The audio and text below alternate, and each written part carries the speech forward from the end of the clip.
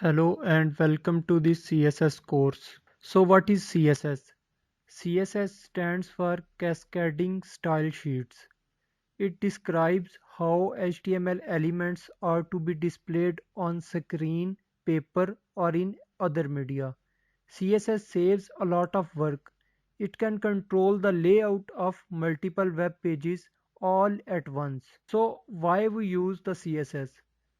CSS is used to define styles for your web pages, including the design, layout, and variations in display for different devices and screen sizes. So there are three ways of using CSS. First one is inline CSS.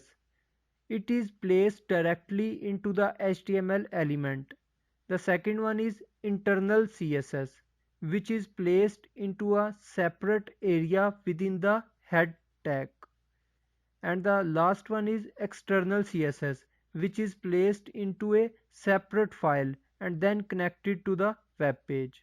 So what we do in case of inline CSS is that we simply add the style attribute inside opening element tag, and then we provide the property and values. And in case if we have multiple property and values, then we can apply all within the codes.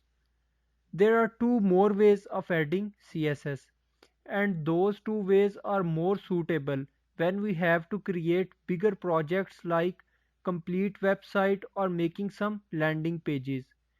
Let's see the second option, which is internal CSS. So in it, what we do differently is that we provide the style tag inside the head tag, and then we select the element on which we want to apply the property. Suppose inside the body we have the p tag and we want to apply the color blue to this paragraph. Then we select the P in style tag and this P tag called selector here, and inside we have the property and value. If we want to apply more properties to this paragraph, then we can add more property and value here. Let me show you this on code. I have this HTML code here. I make heading and some paragraphs. The method we have discussed in HTML course is only inline CSS. Let me show you this first. Let's say I write style here and its color equal to red. Save it and refresh the browser. You can see only the first paragraph is in red color because we added style only on this paragraph. If I copy this style and paste it to all other paragraphs, then they all will become red. Save it and refresh the browser. You can see all paragraphs are in blue color now. Let's say I also want to change the font of all paragraphs. Let's say I want font equal to 20 pixels. So I add another property font size and its value is 20 pixels.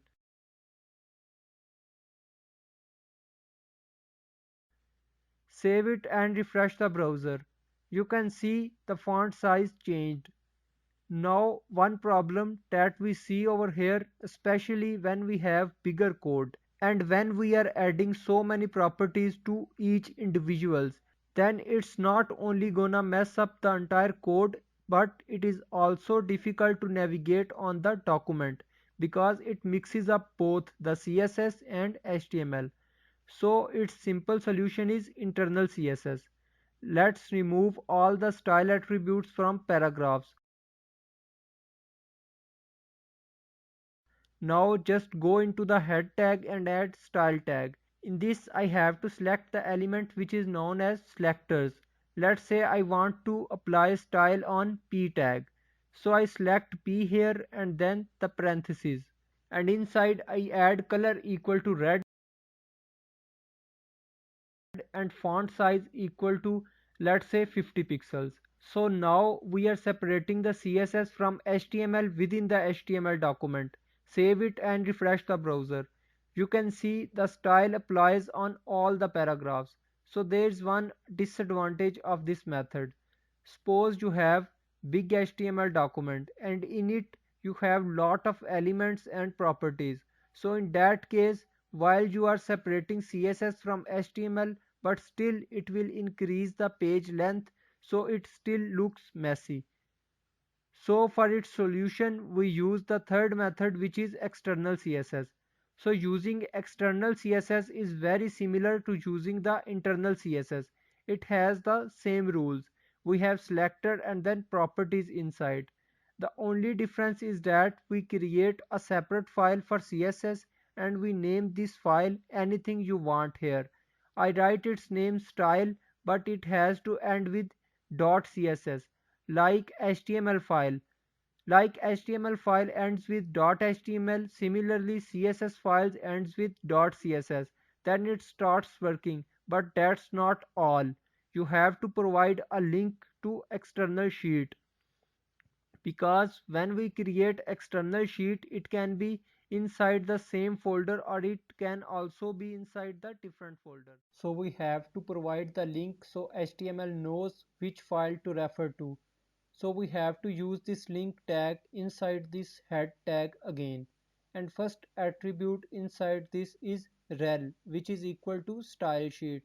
Rel stands for relation, which tells the browser which type of file you are linking with. So the rel is style sheet, which means that the external file that we are linking is all related to style. And then we have to provide the location of the file using href attribute. And then the type attribute, which is optional. It tells the type of file. So we mention as text CSS. But it is already understood that style sheet is only written in CSS, so it is optional. So first remove this style tag from head, create new file and name it as style.css. Our both files are on same folder. You don't need to add style tag in external CSS files because it is already understood that it is style sheet. I just simply add selector P and then apply property that color equal to green and font size equal to 30 pixels. Let's say I want this heading in yellow color. So I select H2 here because we are using H2 heading tag for it and apply property color with yellow value. Now I am gonna link this file with our external CSS. So I am using this link tag. Relation is style sheet, and as our both files are on same folder, so I just write style.css in href. Save it and refresh the browser. You can see our heading is in yellow color and all paragraphs are in green color with 30 pixels of font size. These H2 and P are selector here. So in this video I am going to talk about other CSS selectors. So the first one is universal selector, which selects all the tags on HTML page. Therefore, what properties we add inside it will applicable to all the tags. So we can use it only for the property that we want to apply on all HTML tags. So to demonstrate, I go to the CSS file and type asterisk for universal selector and then curly brackets. And inside I mention font family. We use font family to specify the font style. Let's type Arial for the Arial font. Save it and open the file. You see both heading and paragraphs have Arial font style now. So I add one more font style called sans serif and then add comma. I add one more font style called Times New Roman.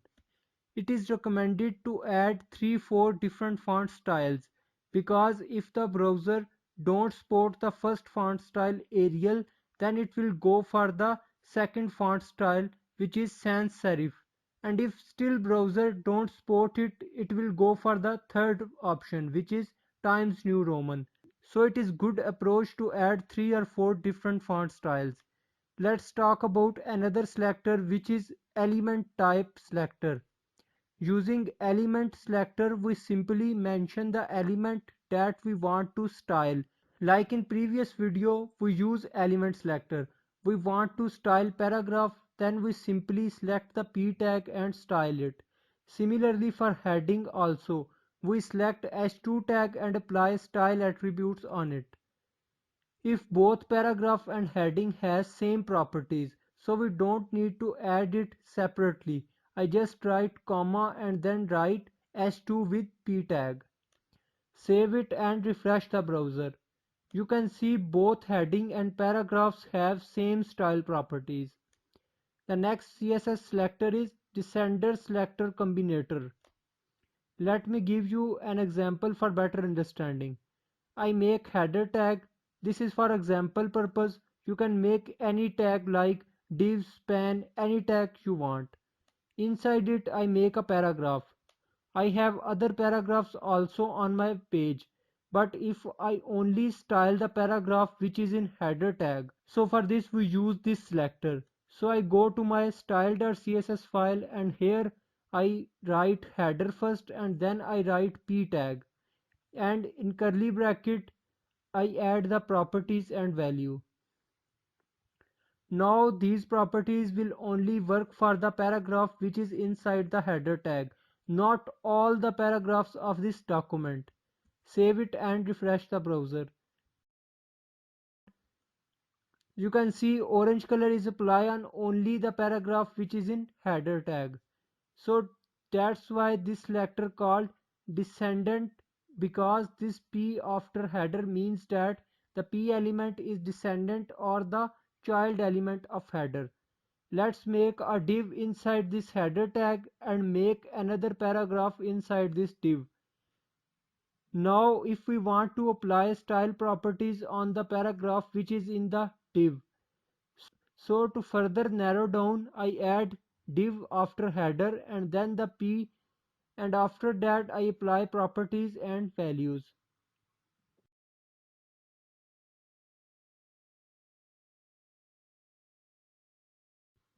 Save it and refresh the browser. You can see style is apply on only the paragraph which is in div tag and div tag inside the header tag. Make another paragraph inside the header tag and let's say we want to apply style on this paragraph only. I can't use descendant selector here because if I write header and p, then it will select all the properties inside the header tag. So this selector clearly have some limits. So to add style on my individual element, we have class and ID properties. Class and ID method is very commonly used and it is very easy. All we need to do is go to the element on which you want to apply style properties and then give it either a class or ID attribute. I write ID attribute here. You can write anything inside it. Now I will simply use this ID name as a selector using hash symbol, and this hash symbol means that we are using the ID name. So this style is only applicable on the paragraph which have ID equal to p1. Save it and refresh the browser. You can see style is only applied on paragraph which have p1 ID only. Similarly, you can apply ID on any tag for individual styling. Let's make another heading and add class attribute on it. Similarly, like ID, we add any class name. Like ID, we add hash, but for class, we add dot with class name. This dot means that we are using class name.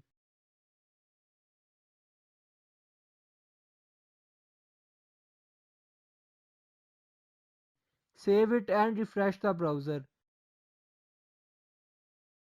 You can see the style is only applied on heading which have C1 ID only.